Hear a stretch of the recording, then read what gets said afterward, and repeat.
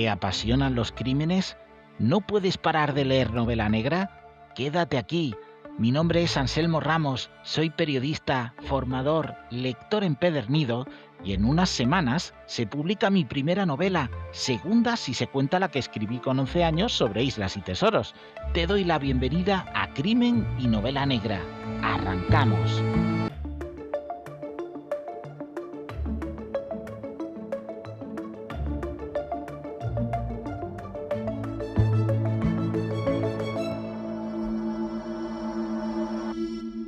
Antes de comenzar con el crimen que hoy nos ocupa, déjame decirte algo de tú a tú. Gracias. Este es el 10º episodio de este podcast. Comenzamos este proyecto con la vista puesta en arropar la novela negra que he escrito, un thriller que se va a publicar dentro de unas semanas ya, pero Crimen y Novela Negra ha cogido entidad propia. Solo en Spotify supera ya las 5.400 escuchas en el momento de grabar esto. Y sé que me puedes estar escuchando en YouTube, Apple Podcast, eBooks o en cualquier otra plataforma, por lo que sois miles más. Y no solo lo hacéis desde España, sino desde Latinoamérica y otros puntos del mundo que cuando veo las estadísticas digo, wow, gracias de verdad. Para este enamorado de la radio, esta experiencia en su hermano pequeño, el podcast, está siendo maravillosa. Gracias de verdad por escuchar. Y si quieres contarme o precisar algo, decirme lo que sea, puedes escribirme a autor@anselmoramos.es. Estoy encantado de leer y contestar, como ya sabéis quienes lo habéis hecho, de estar en contacto contigo, que haces posible que este programa lleve 10 episodios y que quieras seguir haciéndolo, hasta que tú quieras. Ahora sí arrancamos ya.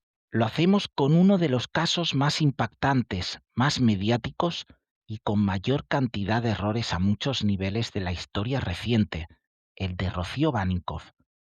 No te pierdas el final, porque antes de pasar al bloque literario, nos hacemos preguntas incómodas.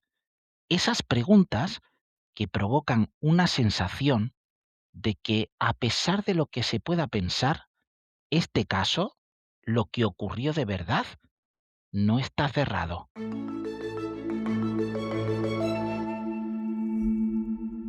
¿Quién era Rocío? Rocío Baninkoff Hornos era vitalidad pura.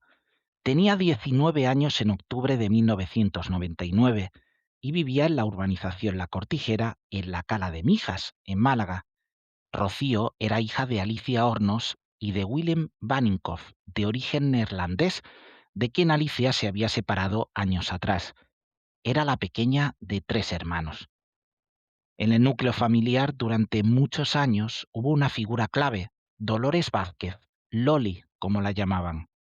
Había mantenido una relación sentimental con Alicia Hornos durante muchos años y había ayudado activamente en la crianza de Rocío y sus hermanos, actuando en la práctica como una segunda figura materna.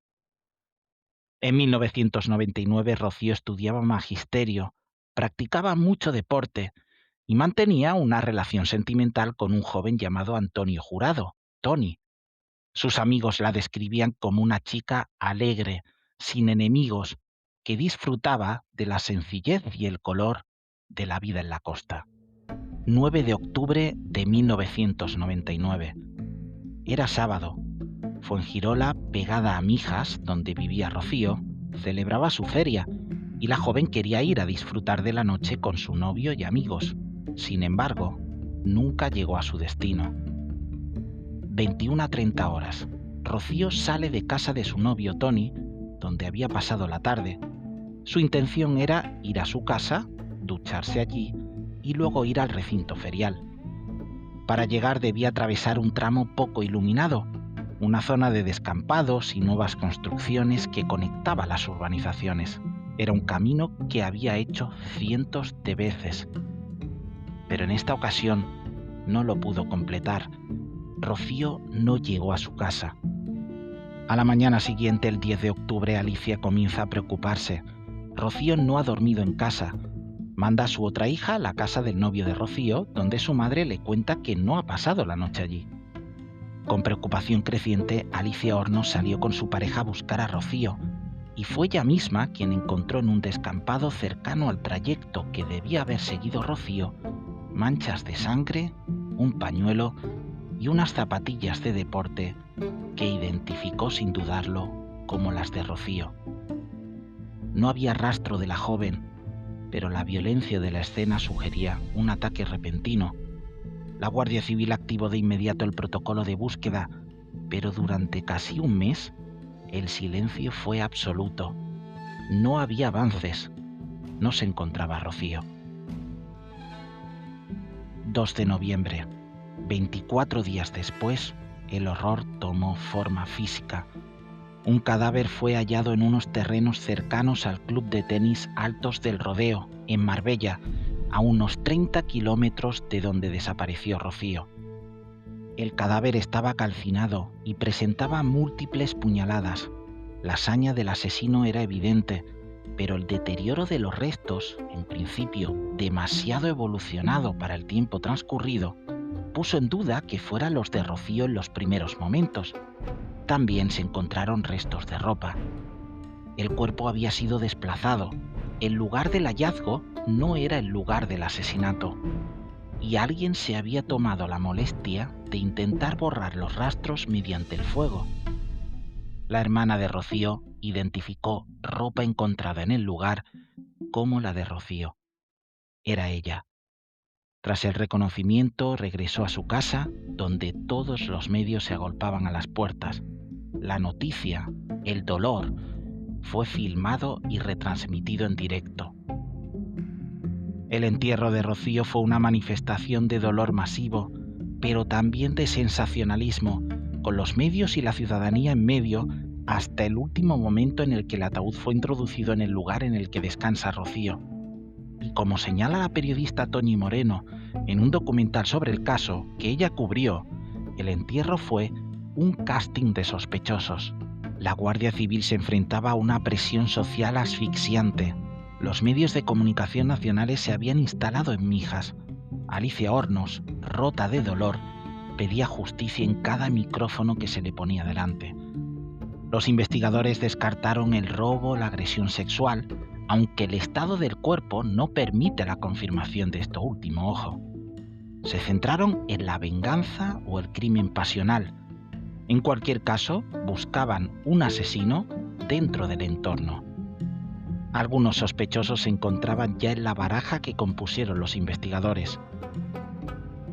El novio fue la última persona que vio a Rocío. Pasó con ella la tarde, pero a las 9:30 dice que fue a su casa a ducharse con la intención de que se reunieran más tarde en la feria. Tony no saldría de su casa supuestamente porque se quedó dormido. Su madre también dijo que había sido así. Más sospechosos. Familiares de Rocío, en concreto 2 tíos.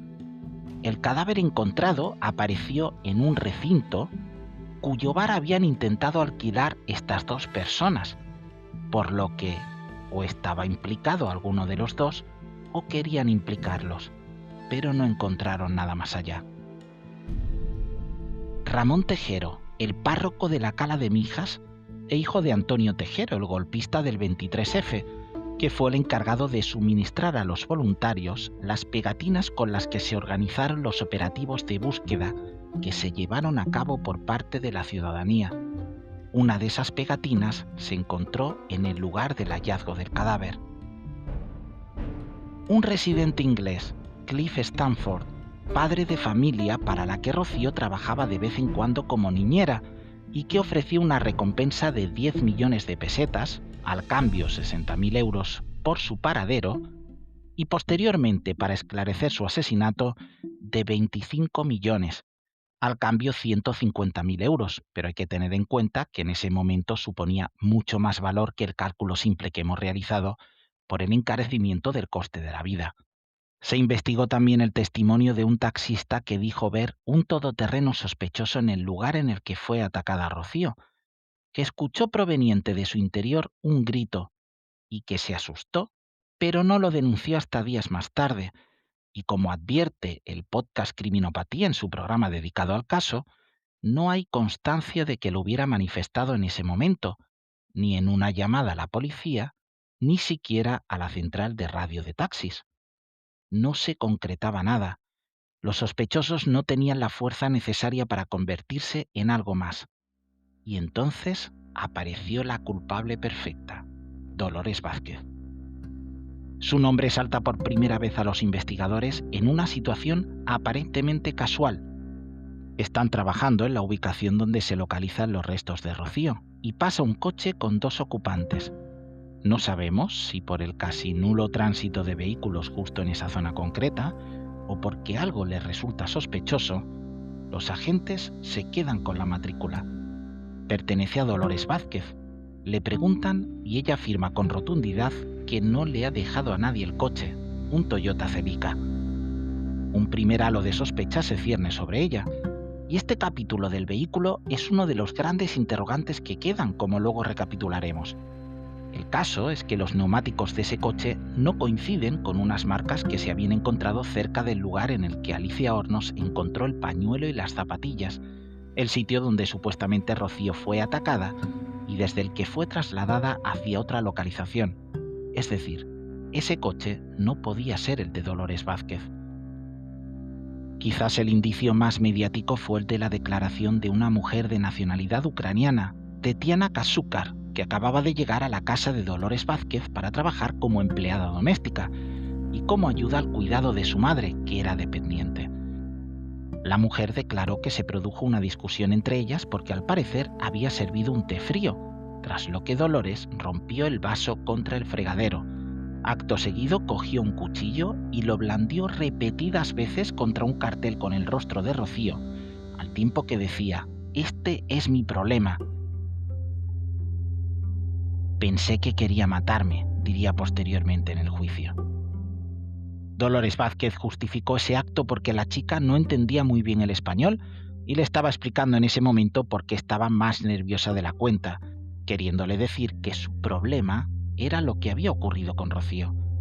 Tetiana afirmó en el juicio que este incidente se produjo el día en el que el cuerpo fue encontrado, el 2 de noviembre de 1999, aunque en ese momento aún no se sabía que era el de Rocío, y de hecho parecía que no iba a serlo por el avanzado estado de descomposición.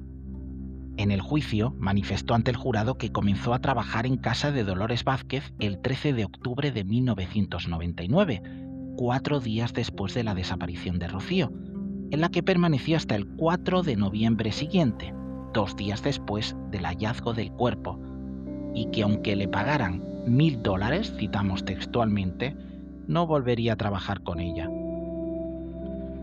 Como ven, la personalidad de Dolores Vázquez quizás la hacía más culpable a ojos de todo. La empleada la definió como una mujer imposible, que tiene un carácter totalmente hostil y violento, y apuntó que se enteró esa noche del hallazgo del cadáver por teléfono, que empezó a llorar muy fuerte y llamó a alguien. En este momento es interesante hablar de lo que declaró Ramón Tejero, el párroco de la Cala de Mijas. Tejero explicó que comunicó sobre las 21 horas del 2 de noviembre el hallazgo del cadáver a la familia de Rocío, y que hasta varios días después no se supo que fue apuñalada. Ello daba a entender que si en ese momento no se sabía este extremo, si Dolores Vázquez había simulado las cuchilladas, es porque sabía cómo había muerto Rocío, es decir, que estábamos ante su asesina. El párroco también realizó otra observación. Antes hemos comentado que era este el que suministró las pegatinas de búsqueda que dieron a los voluntarios que participaron en los operativos para encontrar a Rocío. Dolores Vázquez había negado tener una de esas pegatinas. El párroco aseguró que eso no es posible, que ella debía tener una sí o sí porque participó en esos operativos. Alicia Hornos, desde el primer momento, estaba convencida de que quien le había hecho algo a su hija procedía de su entorno más cercano, y cuando el rum rum mediático y policial dirigió sus sospechas hacia Dolores Vázquez, se convenció inequívocamente de su culpabilidad. Habían mantenido una relación durante muchos años, en una época en la que, recordemos, la visibilidad y aceptación de la homosexualidad, y mucho menos entre las mujeres, estaba en niveles mínimos en la sociedad. Alicia afirmaba que Dolores no había superado la ruptura de su relación, que se había producido años atrás, y que sentía un odio profundo hacia Rocío por considerarla el obstáculo que impedía la reconciliación. La Guardia Civil compró este relato. Dejaron de buscar un asesino desconocido para buscar pruebas que incriminaran a la mujer fría y calculadora que todos empezaban a dibujar en sus mentes. Dolores era una mujer disciplinada, seria y a los ojos de los investigadores excesivamente fría. No lloraba ante las cámaras, no buscaba el consuelo público y mantenía una postura rígida. Esto nos recuerda nítidamente a otro caso mediático que sucedería años más tarde, este de carácter internacional, el de Madeleine. Sus padres, Kerry y Kate McCann, ingleses, Dolores Vázquez de hecho se educó también en ese país, fueron también objeto de escrutinio público y se analizó como posibles señales de culpabilidad que no mostraran emociones en público, que no lloraran lo suficiente. La relación lésbica entre Dolores y Alicia Hornos fue utilizada por la prensa y la acusación como un catalizador de celos enfermizos. Se pintó a Dolores como una mujer dominante y posesiva que veía en Rocío el obstáculo para recuperar a su pareja. Fíjense en la construcción del personaje. La directora del documental de Netflix sobre el caso, Tania Bayó, recuerda en la cadena SER cómo se repetía en esa época que Dolores era una persona alta y corpulenta, y cuando ves las imágenes de ese momento, no parece que fuera ni una cosa ni otra. Se trató de masculinizarla para adecuarla a un perfil culpable. El día en el que desapareció Rocío, Dolores declaró que se encontraba en casa con su madre, dependiente, y al cuidado de una sobrina de 2 años que sus padres habían dejado esa noche con ella. Solo salí de casa para comprar tabaco en un bar justo enfrente de su casa. Esta coartada se puso en tela de juicio, ya que al principio Dolores no contó haber salido, por más que fuera de manera puntual y mínima de casa, y luego una camarera contó que la había notado nerviosa, agitada, y supuestamente Dolores le respondió que venía de correr y por eso la notaría así. Casi un año después del crimen, el 7 de septiembre de 2000, Dolores es detenida en su casa. La información había llegado a los medios antes que a ella, y una nube de cámaras ya estaba apostada en su casa esperando el momento. La imagen de ella saliendo escoltada, con la cabeza alta y gesto imperturbable, fue la confirmación que el público necesitaba.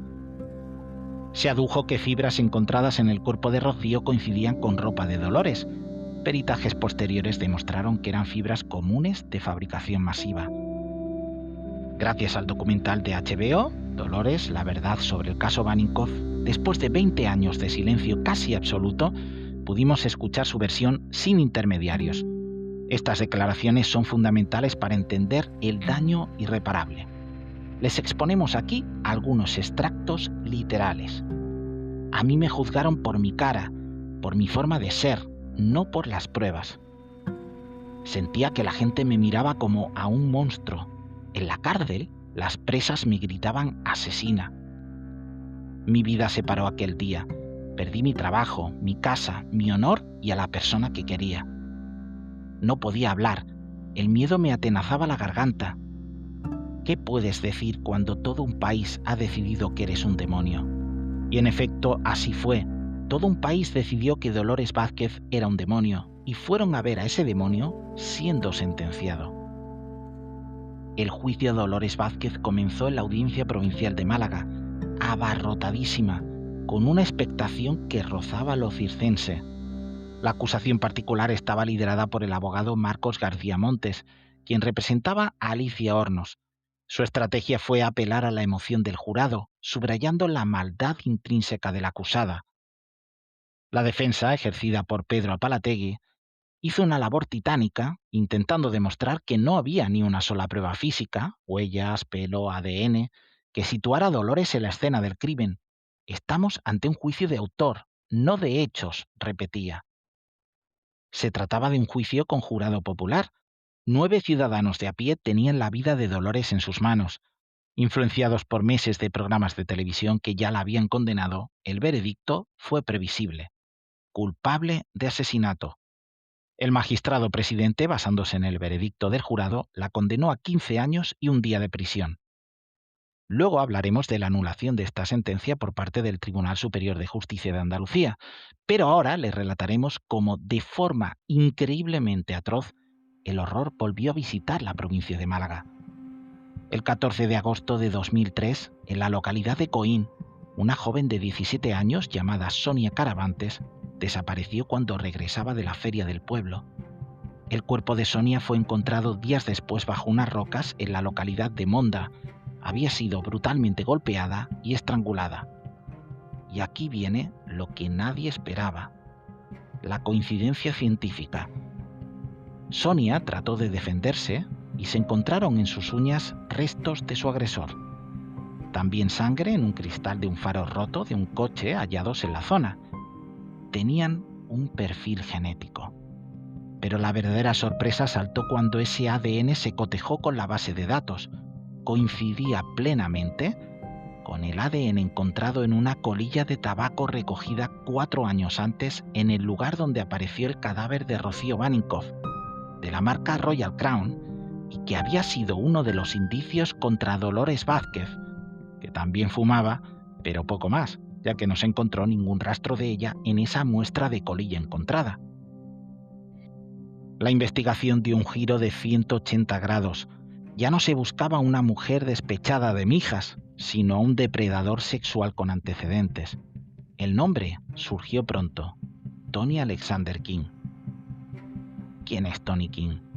Nacido como Tony Alexander Bromwich en el Reino Unido, este hombre no era un desconocido para las autoridades británicas. En su país natal era conocido como el estrangulador de Holloway. Había sido condenado por una serie de agresiones sexuales y ataques a mujeres en Londres durante la década de los 80. Tras cumplir parte de su condena, cambió su nombre legalmente a Tony King y se mudó a la Costa del Sol, estableciéndose en Alhaurín.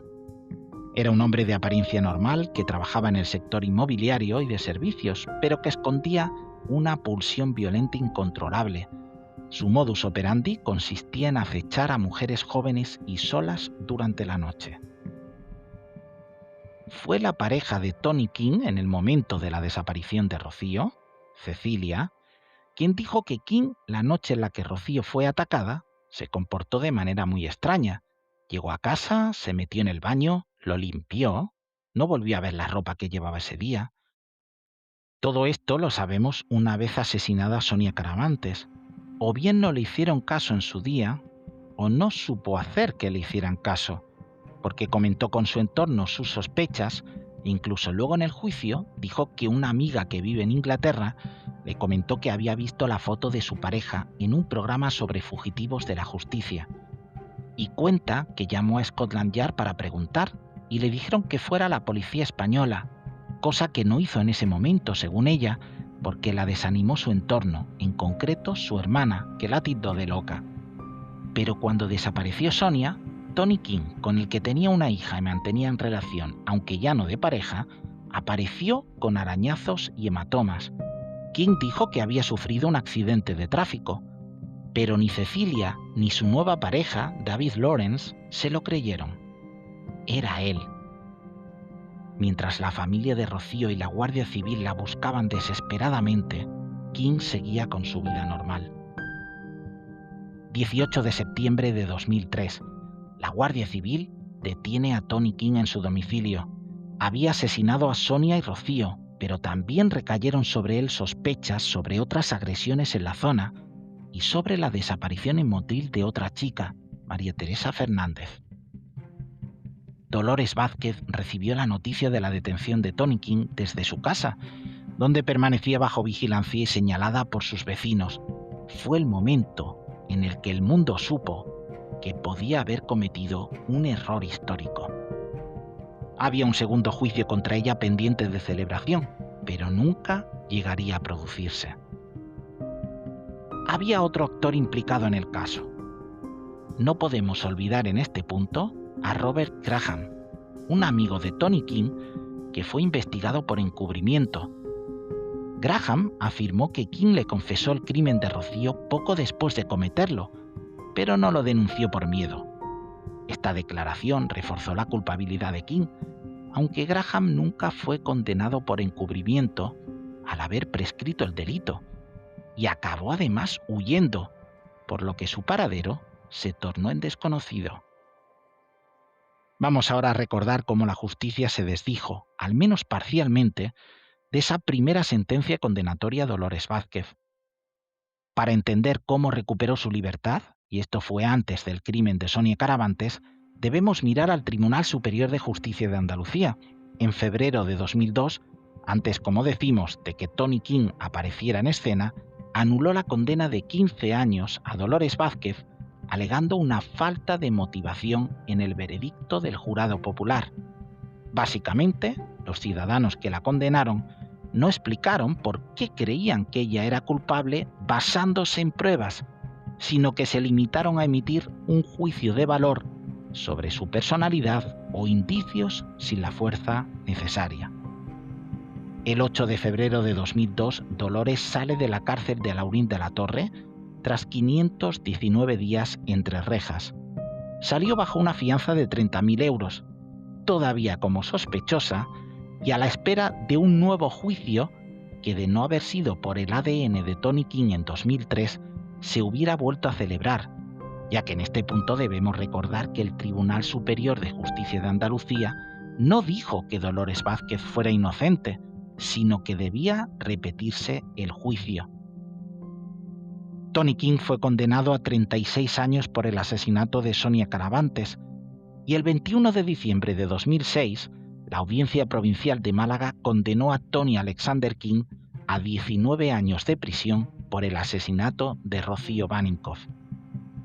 Durante el juicio, King intentó involucrar a Dolores Vázquez y a su amigo Robert Graham, alegando que él solo fue un testigo o un cómplice menor.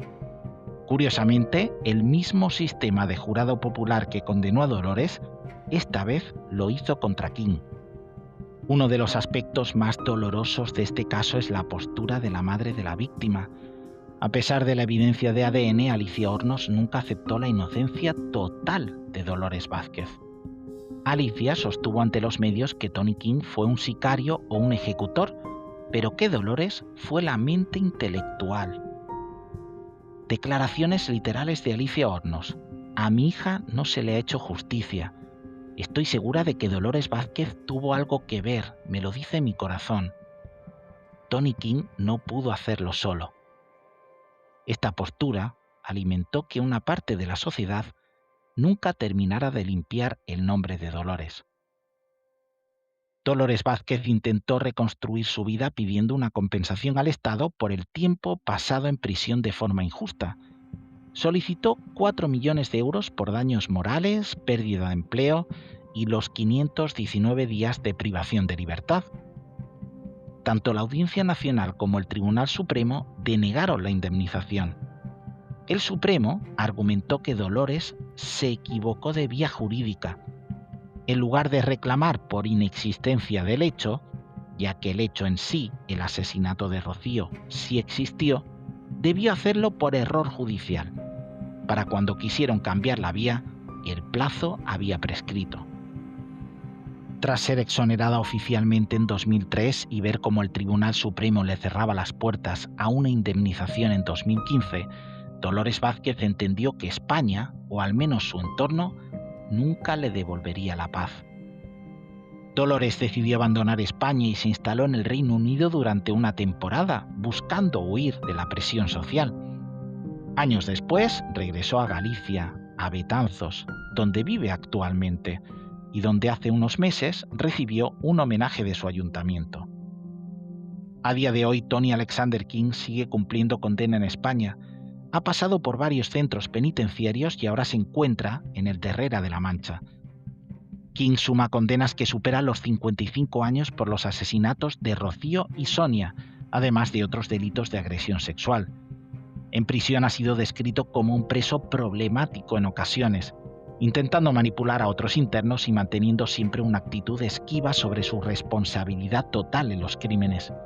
Incluso ha mandado cartas a Alicia Hornos, la madre de Rocío, defendiendo su inocencia y la culpabilidad de Dolores Vázquez. El caso Baninkoff no es solo una página negra de la criminalística, Es una advertencia. Nos enseña que la presunción de inocencia es frágil frente al ruido de los medios y los prejuicios de un jurado popular no aislado de la opinión pública. Ahora bien, hay algunas cuestiones que quedan a nuestro juicio sin resolver en forma de preguntas incómodas que hacen que todavía haya aristas en este caso que aún generan dudas. La madre de Rocío, Alicia Hornos, y el novio de la chica, Tony, y la madre de este, no se pusieron de acuerdo con la ropa que llevaba ese día Rocío. ¿Por qué? Hemos mencionado que los investigadores comenzaron a seguir la pista de Dolores Vázquez porque vieron un vehículo con dos ocupantes cuya titularidad era de ella, pero Dolores lo ha negado siempre. Pero ese coche con esas dos personas sospechosas existió. ¿Qué pasó ahí? A Rocío la dejaron al otro lado de una valla. Lo más normal era que se necesitara la fuerza de dos personas al menos para lanzarla ahí, pero el único inculpado es Tony King. El cadáver fue encontrado en un paraje pegado a una cafetería que habían intentado alquilar dos tíos de Rocío. Si no había relación con este extremo, ¿es casualidad que justo fueran a dejarla allí? ¿Estaban implicados? ¿Los querían implicar? El Tribunal Superior de Justicia no exoneró a Dolores Vázquez. No la consideró inocente. Mandó repetir el juicio. La coincidencia del ADN de Tony King vinculando los crímenes de Rocío Baninkoff y de Sonia Caravantes provocó que ya no se celebrara ese segundo juicio.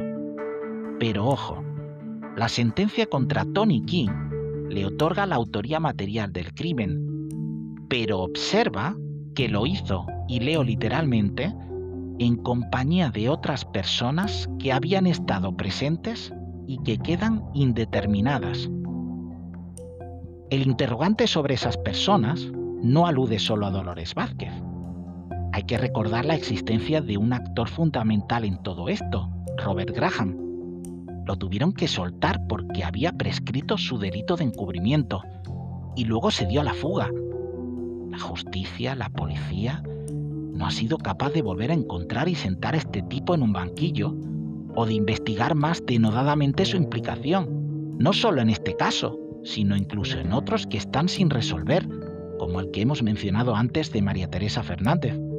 De hecho, su familia pidió no hace mucho un careo entre King y Graham que ayudara a saber realmente lo que pasó con su hija. Lo hemos visto en otros casos que hemos tratado en Crimen y Novela Negra, pero en este se hace más palpable el hecho de que un mal funcionamiento del sistema provoca nada más y nada menos que la comisión de al menos dos asesinatos de chicas jóvenes. Me explico.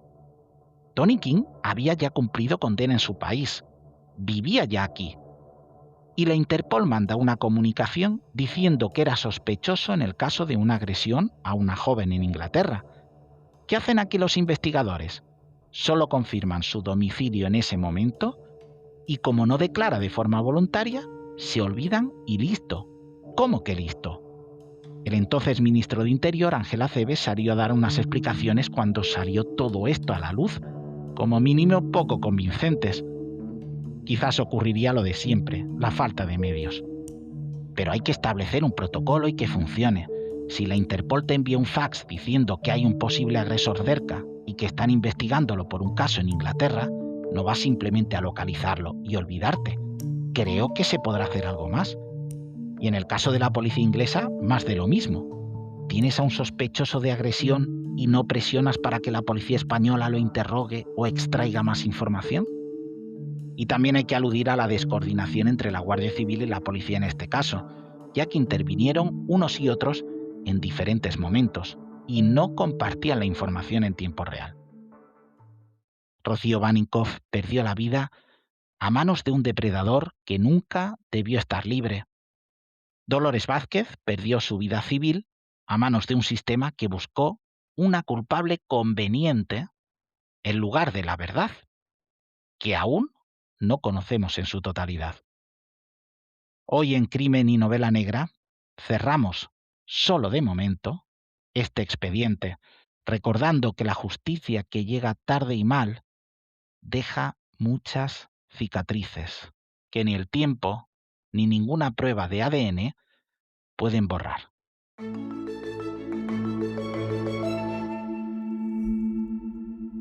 Y de la realidad a la ficción. En este 10º episodio les tenía que traer otro animal literario, una bestia de la escritura. Así que les hablaré de J.D. Barker. Lo pronuncio así para que lo encuentren fácil en la librería. Barker.